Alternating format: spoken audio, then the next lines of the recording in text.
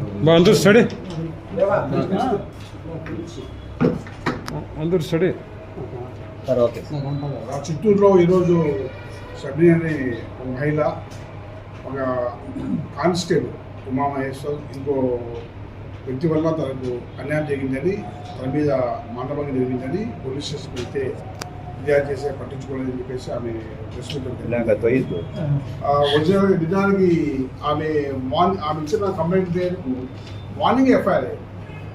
ఆమె పైన జరిగిన ఆమె ఇచ్చిన కంప్లైంట్ మేరకు, ఆమె వాదమూలకంగా ఇచ్చిన కంప్లైంట్ మేరకు నిన్న మార్నింగ్ ఎఫ్ఐఆర్ అయిపోయింది. ఎఫ్ఐఆర్ అయిపోయిన తర్వాత ఆమె ఇంటికి వెళ్ళి ఆ విధంగా స్టేట్మెంట్ జరిగింది.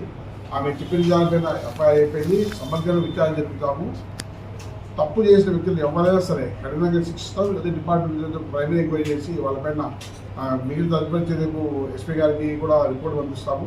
యాజ్ ఆఫ్ ఫ్యాక్ట్ దీనిపై ఇన్వెస్టిగేషన్ జరుగుతుంది. ఎందుకంటే పోలీసులు చెప్పిన కేసు కాలేదు, పోలీసు పైన ఇది అవుతుందని ఒక బ్యాడ్ పబ్లిసిటీ, ఒక నెగిటివ్ పబ్లిసిటీ కాకుండా ఉద్దేశంతో ఈ మీటింగ్ పెట్టడం జరిగింది. మార్నింగ్ 10 o'clock మా CCTVs చూసుకున్నా కూడా 11 కోట్ 12 కోట్ ఎప్పుడో బెదిరింది. బట్ 10 o'clock ఎఫ్ఐఆర్ అయిపోయింది. మళ్ళీ తిరిగి ఎందుకు పెట్టారో ఏమో ఐడియా లేదు. బట్ డెఫినెట్గా దీని మీద సమగ్ర విచారణ జరిపి తగిన చర్య తీసుకుని యాజ్ పర్ ఫ్యాక్ట్స్ ఈ కేసు ఫైనల్ చేస్తాం. ఏ station complaint? Bangapalli police station. ఏమని ఇచ్చినా సార్? ఆమె సుమారు 4 months బ్యాక్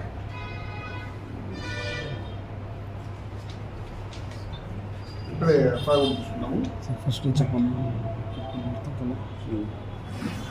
ఆమె పెళ్ళి అయిన తర్వాత తన కొన్ని నివేదాల వల్ల బట్టలో దూరంగా ఉంటే ఆ ఇష్యూ పైన వచ్చినప్పుడు ఒక పోలీస్ స్టేషన్లో హోమ్గార్డ్ అనే అబ్బాయి కొంచెం ఇష్యూ చేశానని చెప్పేసి, తర్వాత ఆ అమ్మాయి దేవేంద్ర అనే ఒక అతనితో లైఫ్లో పిల్లలకు అండగా తోడడం కదా దాంతో సహజీవనం ఉన్నప్పటికీ తనకు సమస్య వల్ల చనిపోవాలనుకోని చెప్పేసి మొగిలిఘాట్లోకి ఆ కొండ మీదకి పోయి అక్కడి నుంచి ఈ మోహన్ కుమార్ అనే కానిస్టేబుల్ ఫోన్ చేస్తే ఆ అబ్బాయి వచ్చి మత్తు మందితో కలిపి ఆ 4 months బ్యాక్ చేసి తను మానవంగా చేశానని చెప్పేసి ఆ అమ్మాయి ఫిర్యాదు.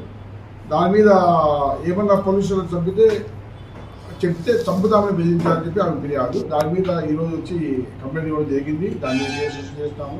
పూర్తిగా టెక్నికల్గా ఆల్ ఎవిడెన్స్ కలెక్ట్ చేస్తాము, ఎంక్వైరీ చేస్తాము. ఎవరైతే నేరానికి పాల్పడిన వాళ్ళని కఠినంగా శిక్షిస్తాము.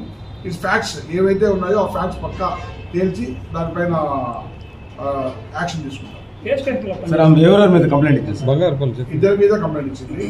కిరణ్ హోంగార్డ్ మీద, మోహన్ కుమార్ అనే కానిస్టేబుల్, సారీ ఉమాశంకర్ సారీ ఇంతకుముందు కూడా ఉమాశంకర్ ప్రజెంట్ అతను ఉమాశంకర్ కానీ కుమ్మూరులో పనిచేస్తున్నాడు.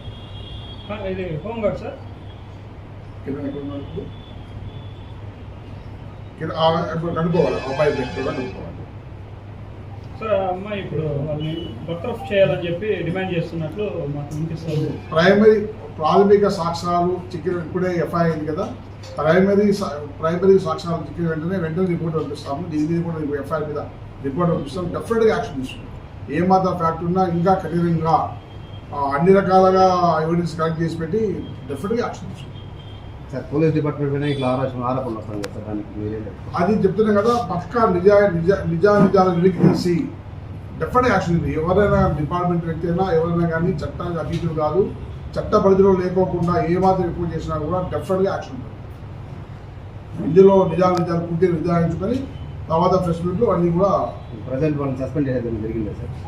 ఇప్పుడు ఈరోజు 10 గంటలకు ఎఫ్ఐఆర్ అయింది, 1 గంటకి అయింది. ఇప్పుడు ఎఫ్ఐఆర్ తీసుకొని నిర్ణయం పెడుతున్నాము.